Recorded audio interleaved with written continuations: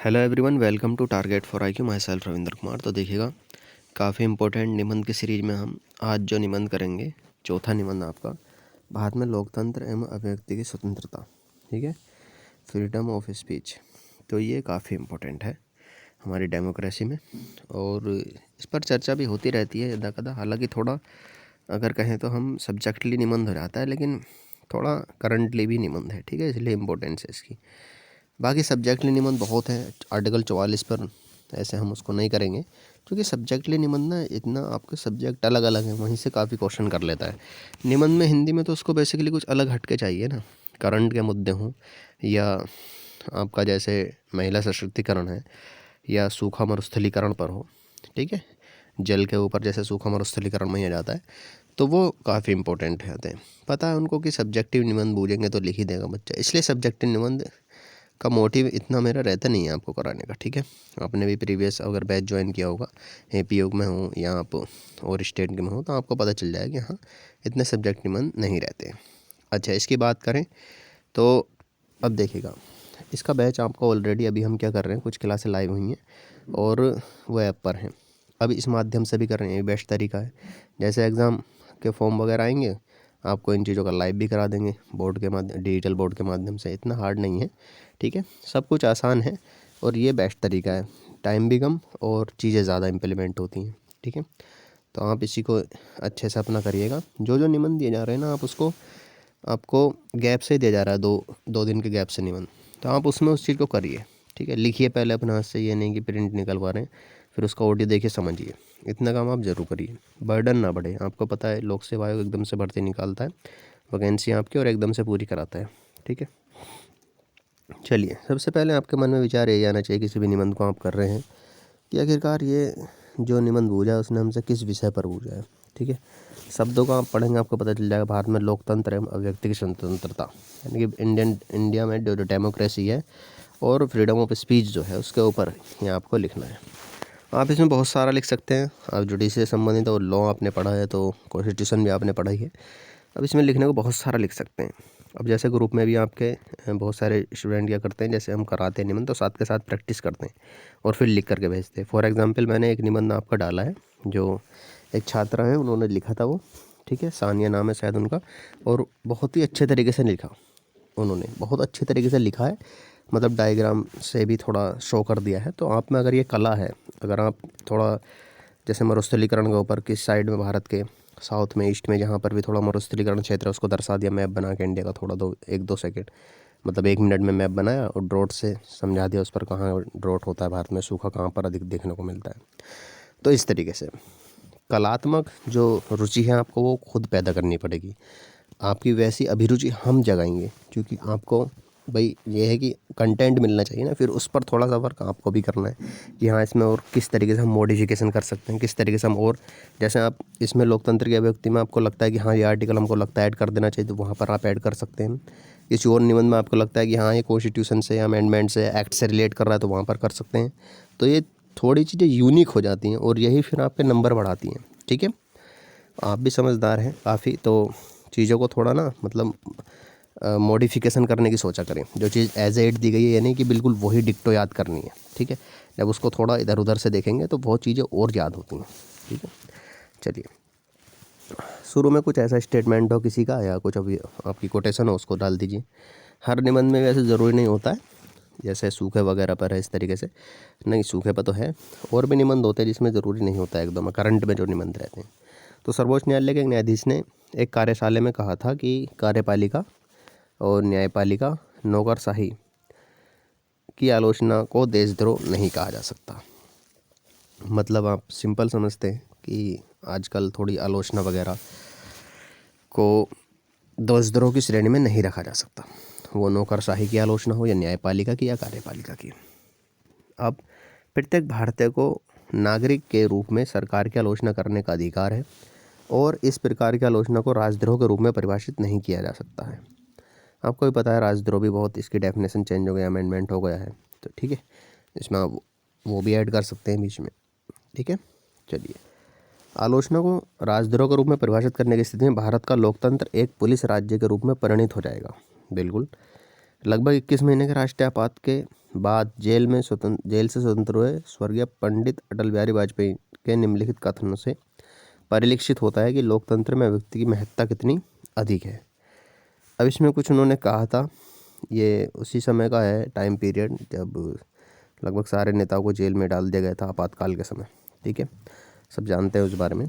तो बाद मुद्दत के मिले हैं दीवाने, कहने सुनने को बहुत है अफसाने, खुली हवा में ज़रा सांस तो ले लें, कब तक रहेगी आज़ादी कौन जाने। तो ये इस पर थोड़ा आपको अगर और किसी का स्टेटमेंट है, जैसे स्वर्गीय अटल बिहारी वाजपेयी जी का है, किसी और का है, वो भी ऐड कर सकते हैं, जो आसान हो वो भी ऐड कर सकते, कोई दिक्कत नहीं है। हाँ, इस बात का दिक्कत है कि हाँ हम कहाँ से ढूंढेंगे, तो फिर इसको ही आप कंठस्थ कर लीजिए, कोई दिक्कत नहीं है। ठीक है। अभिव्यक्ति की स्वतंत्रता की सीमा क्या हो, यह हमेशा से विवाद का विषय रहा है। हाल ही में पैगंबर मोहम्मद के कार्टून को लेकर फ्रांस में विवाद छिड़ा हुआ था एवं पाकिस्तान समेत कई मुस्लिम देशों ने इस पर विरोध जताया। कार्टून बनाने को लेकर फ्रांस में कुछ हमले भी हुए। नौस के चर्च में हमले में 3 लोगों की जान चली गई और इस पर फ्रांस के राष्ट्रपति इमैनुअल मैक्रों ने कहा कि कार्टून से तकलीफ हो सकती है परंतु हिंसा स्वीकार्य नहीं। इस हमले को लेकर मशहूर शायर मुनव्वर राणा ने अपना समर्थन जाहिर किया था, जिसे लेकर सोशल मीडिया पर उनकी आलोचना हो रही थी। मतलब अब ये तो थोड़ा सा पहले का मतलब निबंध है, अभी ये विगत कुछ महीने का ही है। अब इसमें कोई ऐसा इवेंट हुआ वो आप ऐड कर सकते हैं। ठीक है। तो कुल मिला के ये है कि जो 1-2 इस प्रकार के निबंध हो ना करंट में, जैसे कोई योजना है तो वो इम्प्लीमेंट कर दो उस निबंध में, योजना से रिलेटेड है, जैसे वुमेन एम्पावरमेंट से रिलेटेड कोई आपकी नेशनल लेवल पर कोई योजना है या आप जिस स्टेट में उस लेवल पर कोई योजना है, इसी प्रकार से कोई फैक्ट आपको याद आ रहा है कि हाँ अभी कुछ इस तरीके से हुआ तो वो ऐड कर दो इसमें, कोई दिक्कत नहीं है। ठीक है। देखा जाए तो कई बार आतंकवादियों के लिए वैसे मेन मोटिव ना इस निबंध को आपके थोड़ा ध्यान में लाना है। ठीक है, ये थोड़ा सब्जेक्टिव की तरफ चला जाता है, इसलिए फिर भी ध्यान रहे कि हाँ अभी तो हमारे पास टाइम है, इसलिए हम इसको कर रहे हैं। ठीक है। देखा जाए तो कई बार आतंकवादियों के लिए भी स्वतंत्रता के व्यक्ति और मानवाधिकार की बात की जाती है, लेकिन स्वतंत्रता एवं स्वच्छंदता में फ़र्क होता है। मानवाधिकार एवं व्यक्ति की आज़ादी भारत के संविधान द्वारा संरक्षित है, पर संविधान की रक्षा कौन करता है? जो संविधान की रक्षा करता है उसके मानवाधिकारों की रक्षा की बात क्यों नहीं की जाती? उसकी व्यक्ति की आज़ादी का क्या? आतंकवादियों के मरने पर अगर उनके घर जाकर अफसोस जताया जाता है तो क्या शहीदों के घर जाने की ज़रूरत नहीं? क्या उस सिपाही का मानवाधिकार नहीं होता जिसके ऊपर पाकिस्तान से पैसा लेकर कश्मीरी युवक पत्थर फेंकते हैं? इसलिए मानवाधिकार और अभिव्यक्ति की स्वतंत्रता की राष्ट्रहित में मर्यादा निश्चित की जानी आवश्यक है। विश्व के अधिकांश देशों द्वारा अपने नागरिकों को अभिव्यक्ति की स्वतंत्रता प्रदान की गई है, परंतु ऐसे ही बहुत से देश हैं जिन्होंने इससे दूरी बना रखी है।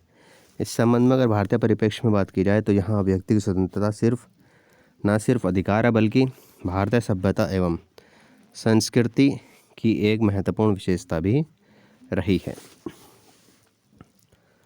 जिसे भारत के धार्मिक ग्रंथों, साहित्य, उपन्यासों आदि में स्पष्ट रूप से देखा जा सकता है।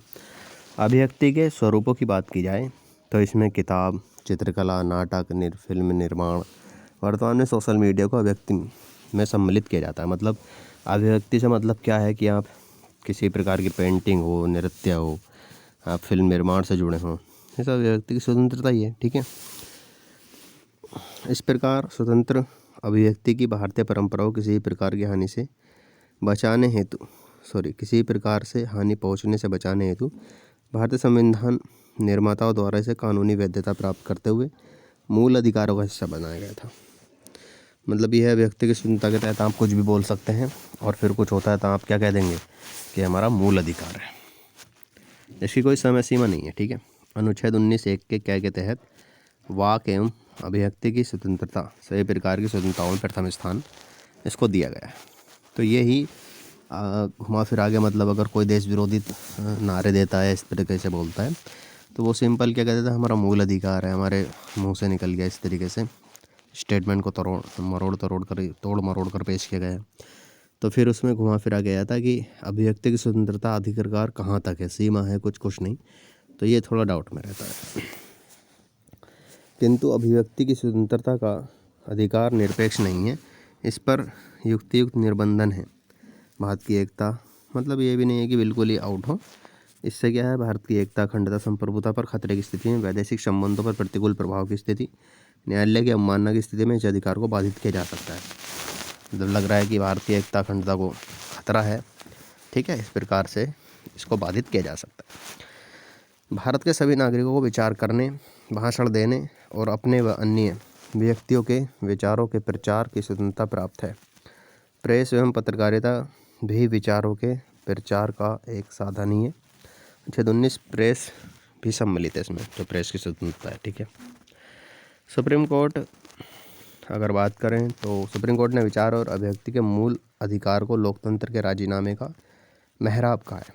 तो ये लोकतंत्र के राजीनामे का क्या है, मेहराब, क्योंकि लोकतंत्र की नींव ही असहमति के साहस और सहमति के विवेक पर निर्भर है। तो लोकतंत्र क्या है, आप किसी मुद्दे पर असहमत भी हो सकते हैं, ठीक है, साहस दिखा सकते हैं उसके प्रति अपनी मतलब असहजता का, और सहमति भी दिखा सकते हैं। दोनों ही लोकतंत्र के हिस्से हैं। लोकतंत्र एक आधुनिक उदारवादी विचारधारा जिसके मूल आदर्शों के रूप में व्यक्तिगत गरिमा का सम्मान, स्वतंत्रता, समानता, न्याय तथा शासन व्यवस्था आम जनता की सहमति पर आधारित हो को शामिल किया जाता है। अतः आम जनता की सहमति का अर्थ है संवाद, चर्चा एवं परिचर्चा को महत्व प्रदान करना, सहमतियों के साथ असहमतियों को सम्मानपूर्वक स्वीकार करना एवं संवाद के माध्यम से असहमतियों में सहमति को स्थापित करना। मतलब यही है कि एक होता है कि हर मुद्दे पर चर्चा हो, संवाद हो और उसमें सहमति हो या असहमति हो, तो सारे बिंदु बाहर निकल के आते हैं। यही अभिव्यक्ति की स्वतंत्रता है।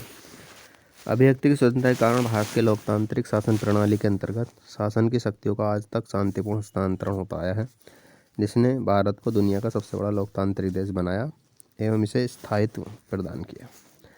भारत में अभिव्यक्ति की स्वतंत्रता यहाँ एक स्वतंत्र प्रदेश की स्थापना से ही संभव हो पाई है। इसके माध्यम से भारत के दूर दराज के क्षेत्र के लोगों को लोकतांत्रिक व्यवस्था में प्राप्त अपने अधिकारों के प्रति जागरूक भी किया गया। मतलब ये एक ऐसा माध्यम है जो हमारी लोकतंत्र अभिव्यक्ति स्वतंत्रता है, जो भारत के दूर दराज क्षेत्र वाले ग्रामीण इलाके होते हैं, शहरों से बहुत दूर दूर, तो उनको भी ये सभी अधिकार प्राप्त होते हैं। ये नहीं कि शहरी लोगों के पास ही, तो सबको एक समान अधिकार दिया गया है। यह जनमत की इच्छाओं तथा अपेक्षाओं के साथ शिकायतों को सरकार तक पहुंचाने का माध्यम भी बनी है। अब तो ऑनलाइन ज़माना है, आदमी घर बैठे भी अगर शहर से कितनी भी दूर है, अपनी शिकायत वो भी ऑनलाइन के माध्यम से कर सकते हैं। इसकी वजह से भारत सरकार अधिक जन उन्मुखी होकर, मतलब जनता के प्रति ज़्यादा से ज़्यादा सचेत होकर कार्य करने में सफल रही तथा कल्याणकारी राज्य की स्थापना संभव हो पाई है। इसने लोकतांत्रिक शासन व्यवस्था के प्रति लोगों का विश्वास बढ़ाया है। यही कारण है कि वर्तमान में भारतीय राज्य व्यवस्था पंचायती राज संस्थाओं के रूप में सहभागी एवं सक्रिय लोकतंत्र की प्राप्ति की ओर अग्रसर हो रही है। अभिव्यक्ति की स्वतंत्रता सभी अधिकारों की जननी मानी जाती है। बिल्कुल, यह सामाजिक और राजनीतिक एवं आर्थिक मुद्दों पर जनमत तैयार करती है। मेनका गांधी बनाम भारत संघ मामले में न्यायमूर्ति ने वाक स्वतंत्रता पर बल प्रदान करते हुए कहा कि लोकतंत्र मुख्य रूप से बातचीत एवं बहस पर आधारित है। में लोकतंत्र क्या है, खुले मन से किसी विषय पर चर्चा होना, ठीक है, तथा लोकतांत्रिक व्यवस्था वाले देश में सरकार की कार्यवाही के उपचार हेतु यही एक उचित व्यवस्था है। अगर लोकतंत्र का मतलब लोगों द्वारा शासन है, तो स्पष्ट है कि हर नागरिक को लोकतांत्रिक प्रक्रिया में भाग लेने का अधिकार है। बिल्कुल, भाई लोकतंत्र क्या है, लोगों द्वारा लोगों का शासन, तो उसमें क्या है कि हर व्यक्ति को, हर नागरिक को लोकतांत्रिक प्रक्रिया में भाग लेने का अधिकार है और अपनी इच्छा से चुनने के बौद्धिक अधिकार के लिए सार्वजनिक मुद्दों पर स्वतंत्र विचार और बहस जरूरी है। इससे न सिर्फ लोकतंत्र को मजबूती प्रदान की गई है, बल्कि तार्किक चयन की स्वतंत्रता प्रदान कर बाजार आधारित अर्थव्यवस्था के विकास, समाज में संवाद, अंतराल और सामाजिक तनाव को कम किया है। बिल्कुल, संवाद के माध्यम से अंधविश्वास, सामाजिक कुरीतियाँ, रूढ़ियों पर भी प्रहार किया गया तथा मानव की तार्किक क्षमता, साहस, नवाचार प्रवृत्ति को बढ़ा दिया गया है, जिसके कारण भारत का आधुनिकरण संभव हो पाया। अभिव्यक्ति की स्वतंत्रता ने शासन प्रशासन के विरुद्ध पनप रही जनता के गुस्से से सरकार को अवगत कराया है, जिससे अराजकता रुकती है एवं लोकतंत्र मजबूत होता है, अवगत करवाया है, ठीक है। तो ये अभिव्यक्ति, मतलब बेसिकली इस पैराग्राफ में तो ये कहने की कोशिश की गई है कि अभिव्यक्ति क्या है, एक संवाद का माध्यम है, जिससे कि जो भी समाज में जो भी तनाव का विषय है उसको दूर किया जाता है और कुरीतियाँ, रूढ़ियों पर भी पाबंदी, आपसी में तालमेल बैठा कर ही उनको दूर किया जाता है। हालांकि किसी प्रकार की स्वतंत्रता बिना निर्बंधन के आप अपने व्यापक रूप में नकारात्मक प्रभाव प्रदर्शित करती है। अभिव्यक्ति की स्वतंत्रता जब अपनी सीमा का उल्लंघन करती है तो सामाजिक अराजकता का कारण बनती है। जो भी चीज़ अपनी सीमा क्रॉस करती है तो वो जाहिर सी बात है कि वो हमारे लिए हार्मफुल ही होती जाती है, नुकसानदेह। अभिव्यक्ति की स्वतंत्रता लोकतांत्रिक व्यवस्था के संचालन का मूल आधार है, परंतु समाज को अराजकता से बचाने के उद्देश्य से इस पर सीमित मात्रा में तार्किक प्रतिबंध आरोपित किए गए हैं। जहाँ प्रक्रिया एवं विषय वस्तु दोनों का तार्किक होना अनिवार्य है। संविधान द्वारा इस पर लोक व्यवस्था, राष्ट्र की सुरक्षा, विदेशी राज्यों के साथ मित्रतापूर्ण संबंध, अपराध को बढ़ावा देना, सदाचार, नैतिकता, न्यायालय की अवमानना, मानहानि के आधार पर प्रतिबंधों को आरोपित किया गया है। अब यहाँ पर अर्णब गोस्वामी का केस हुआ था, वो हाल ही में नहीं, विगत वर्ष यहाँ पर आप लिख लीजिएगा थोड़ा सा, ठीक है। विगत वर्ष 2018 में रिपब्लिक टीवी के प्रधान संपादक अर्णब गोस्वामी को एक इंटीरियर डिज़ाइनर को कथित रूप से आत्महत्या के लिए उकसाने के मामले में मुंबई के रायगढ़ जिला पुलिस ने गिरफ्तार कर लिया, और जिसे लोकतंत्र को कुचलने और अभिव्यक्ति की स्वतंत्रता को रोकने वाला कदम बताया गया। तो यह भी है कि मतलब अब यही तो है कि सीमा नहीं है कुछ। अब कोई पत्रकार है तो कहाँ तक उसके अभिव्यक्ति की स्वतंत्रता की सीमा है कि उससे दूसरे लोग किसी बात को लेकर के उकसावे में आ जाएं, बहकावे में आ जाएं। तो अब इस कदम को क्या बताया था? लोकतंत्र को स्वतंत्रता को रोकने वाला कदम। भारतीय इतिहास में आपातकाल के दौरान सरकार द्वारा अभिव्यक्ति की स्वतंत्रता को सीमित करने का प्रयास किया गया था, परंतु वर्तमान समय में कुछ लोगों द्वारा स्वयं के हित के लिए अपनी संस्कृति की रक्षा के नाम पर फिल्मों उपन्यासों का विरोध करने से भी अभिव्यक्ति का अधिकार सीमित होता है। वहीं अभिव्यक्ति की स्वतंत्रता का दुरुपयोग लोगों द्वारा स्वयं को लाइमलाइट में लाने एवं अपने राजनीतिक प्रभाव को बढ़ाने हेतु करना भी आम हो गया है। इसके अलावा आतंकी समूह द्वारा सोशल मीडिया का प्रयोग भर्तियों एवं आतंकी गतिविधियों के संचालन हेतु करना ऐसी समस्याएं हैं जिन्होंने न सिर्फ अभिव्यक्ति की स्वतंत्रता को चुनौती दी है, बल्कि सरकार द्वारा इसे निपटना अत्यंत कठिन बना दिया है। वर्तमान युग में फेसबुक, व्हाट्सएप, सोशल मीडिया ने अभिव्यक्ति की स्वतंत्रता को व्यापक रूप प्रदान किया है। मतलब यह है कि आजकल आप भी देखते रहते हैं कि मतलब ऐसी अभिव्यक्ति की स्वतंत्रता है, कोई भी किसी को कुछ भी उल्टा सीधा बोल देता है। किसी भी वो किसी भी धर्म के हों, किसी भी उस पर हों, तो उस पर टिप्पणी कर देते हैं, और ऐसे टिप्पणी करते हैं जिससे सारा उनका जो भी मज़हब है, धर्म है, वो भी प्रभावित होता है। करता एक है और बदनाम सभी होते थे। अभिव्यक्ति की स्वतंत्रता मतलब किसी भी देवी देवता को या किसी पर कोई टिप्पणी कर दी जाती है, उससे क्या होता है, समाज में तनाव पैदा होता है और एक की करनी जो है सबको भरनी पड़ती है, ठीक है। अधिकांशतः यही होता है। और मतलब अभिव्यक्ति की स्वतंत्रता के बहाना लेकर के जहाँ हर मुद्दे पर लोगों द्वारा खुलकर अपनी राय रखी जाती है, फिर चाहे मामला सरकार विरोधी और समलैंगिक संबंधों के मामलों में समाज तथा रूढ़िवादी विरोधी, जिसके कारण आज आए दिन किसी न किसी लेखक, पत्रकार, ब्लॉगर की हत्या का मामला सामने आ रहा है, जिसने न सिर्फ अभिव्यक्ति के अधिकार को सीमित करने का प्रयास किया, बल्कि ऐसे प्रयासों को रोकने में सरकार की चुनौतियाँ भी बढ़ाई हैं। गौरी लंकेश जो भारतीय पत्रकार थी, इनकी आलोचना के कारण, हिंदुत्ववाद की आलोचना के कारण इनकी हत्या कर दी गई थी। लोकतंत्र एवं अभिव्यक्ति की स्वतंत्रता एक ही सिक्के के दो पहलू हैं। इनमें से किसी पर भी आँच आना दूसरे पर स्वतः ही विलुप्ति की कगार पर पहुंच जाता है, जो जनमत पर तानाशाही की स्थापना को बढ़ावा देता है। पत्रकारिता के संबंध में अधिकार एवं उत्तरदायित्व में संतुलन करना आवश्यक है। इसी प्रकार घृणा, संवाद एवं अभिव्यक्ति की स्वतंत्रता के मध्य अंतर को समझना बहुत जरूरी है। मजबूत लोकतंत्र हेतु अभिव्यक्ति की स्वतंत्रता के साथ उसकी सीमा का तय होना भी आवश्यक है।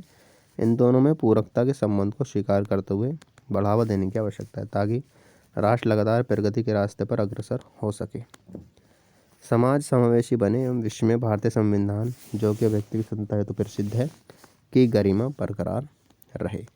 तो बिल्कुल लास्ट में ये भी है कि क्या समय सीमा होनी चाहिए, इसकी जो भी सीमा है वह भी आवश्यक है। अंत में निबंध को थोड़ा सा हमें सकारात्मक रूप से ही समाप्त करना होता है। अब इसको कर लीजिएगा, साथ के साथ निबंध करते हुए चलेगा, फिर फाइनली टच देंगे। अगर आप 10-12 निबंध कर लेते हैं धीरे धीरे, फाइनली 5-6 निबंध करेंगे हम, ठीक है। उनके इंतज़ार में ना रहें कि जब फाइनली 5-6 निबंध करेंगे। कंडीशंस कभी कभी ऐसा हो जाते हैं कि सारे भी याद करने पड़ते हैं, इसलिए अभी जो दिया जा रहा है उसको प्रॉपर करें डेली। Okay, thank you. लिख करके भेज सकते हैं। टेलीग्राम नंबर है 7906136352, ठीक है, मेरा ही पर्सनल नंबर है ये, और ये टेलीग्राम पर भेजें आप निबंध लिख करके, ठीक है। जो भी निबंध की आप प्रैक्टिस करें।